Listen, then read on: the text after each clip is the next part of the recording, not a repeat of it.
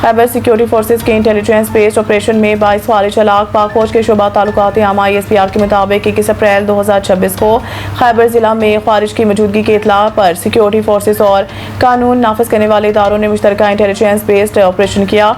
Operation के दौरान शदीद फायरिंग का तबादला हुआ, जिसमें सिक्योरिटी फोर्सेज की महारत से की गई कार्रवाई के नतीजा में भारतीय सरपरस्ती में सरगर्म फितनाल ख़ारिज से ताल्लुक़ रखने वाले 22 ख़ारिज को हलाक कर दिया गया। ISPR के मुताबिक ख़ारिज ने गिरफ्तारी के खौफ से अंधाधुंध फायरिंग की, जिसके नतीजा में 10 साला मासूम बच्चा शहीद हो गया। तर्जुमान पाक फौज ने बयान में मज़ीद कहा कि हलाक होने वाले भारतीय स्पॉन्सर्ड ख़ारिज से असला और गोला बारूद भी बरामद किया गया।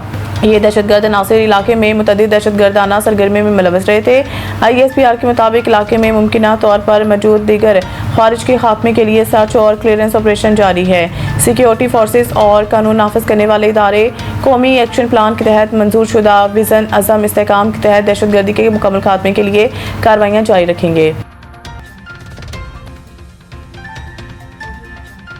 इसराइल लबनान जंगबंदी में 3 हफ्ते की तोज़ी। ईरान से देरपा मुआहिदा चाहते हैं। ट्रंप अमरीकी सदर डोनाल्ड ट्रंप ने लबनान में अमन के लिए मिलकर काम करने का भी ऐलान कर दिया है। सदर ट्रंप ने मीडिया से गुफ्तगू में कहा, लबनान और इसराइल के दरमियान सीज़फायर होना अच्छी बात है। इसराइली वज़ीर आज़म नेतन्याहू और लबनानी सदर की मेज़बानी का ख्वाहिशमंद हूँ। नायब सदर JD वेंस ने कहा कि इसराइल और लबनान में सीज़फायर सबके लिए अच्छी बात है। अमरीकी वज़ीर ख़ारजा मार्को रूबियो ने कहा कि लबनान और इसराइल दोनों ही दहशतगर्दी से मुतासिर हैं। सदर ट्रंप ने कहा कि इसराइल से हमला होगा तो इन्हें अपना दिफा करना पड़ेगा। ईरान हिज़्बुल्लाह की माली इमदाद बंद करे। लबनानी सदर 3 हफ्तों में नेतन्याहू से मुलाकात कर सकते हैं। जंग की सूरत हाल पर जुआ लगे या पागलपन मुझे पसंद नहीं है।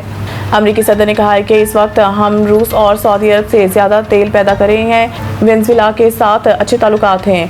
हमें तेल पैदावार का मसला नहीं। एक जहाज़ को कब्जा में लिया था, इसमें क्या था ये सीक्रेट है। बहरी जहाज़ से बहुत सारी चीज़ें बरामद की गई। उन्होंने मज़ीद कहा कि हमारी नाकाबंदी बेहतरीन जारी है। हमारा हर्मस पर मुकम्मल कंट्रोल है। ईरानी अपनाए हर्मस में बारूदी सुरंगें लगा रहे हैं तो ये भी बड़ी गलती है। सऊदी अरब की क़यादत भी सीज़फायर से बहुत खुश होगी। स्टॉक मार्केट जंग के बावजूद रिकॉर्ड बुलंदियों पर पहुंच गई।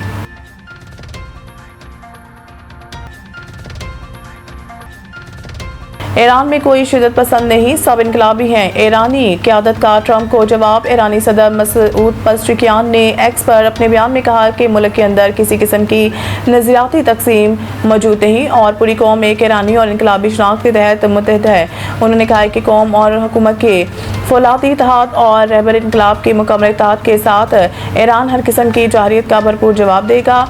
जो भी ईरान के खिलाफ इकदाम करेगा इसे अपने अमल पर पछताना पड़ेगा। ईरानी सदर ने अपने बयान में कहा कि मुल्क का रास्ता एक ही है, एक खुदा, एक कौम, एक रहनुमा और एक मंजिल पर मुश्तमिल है और वो मंजिल ईरान की फतह है जो कौम के लिए जान से भी ज़्यादा कीमती है। ईरान के पार्लियामेंट के स्पीकर बाकिर कालिबाफ ने कहा है कि ईरान में कोई इंतहा पसंद या इत्तेदाल पसंद नहीं बल्कि तमाम शहरी एक कौम और इनकलाबी शनाख्त रखते हैं। उन्होंने कहा है कि कौम और हुकूमत के मजबूत इत्तेहाद और रहबर इनकलाब के मुकम्मल इत्तेहाद के साथ ईरान हर चैलेंज का मुकाबला करेगा और दुश्मन को इसके इक़दामात पर पछताने पर मजबूर करेगा। बाकिर कालिबाफ के मुताबिक ईरान का रास्ता एक ही है, एक खुदा, एक कौम, एक रहनुमा और फतह के रास्ते पर मबनी है और यही रास्ता मुल्क की कामयाबी की ज़मानत है।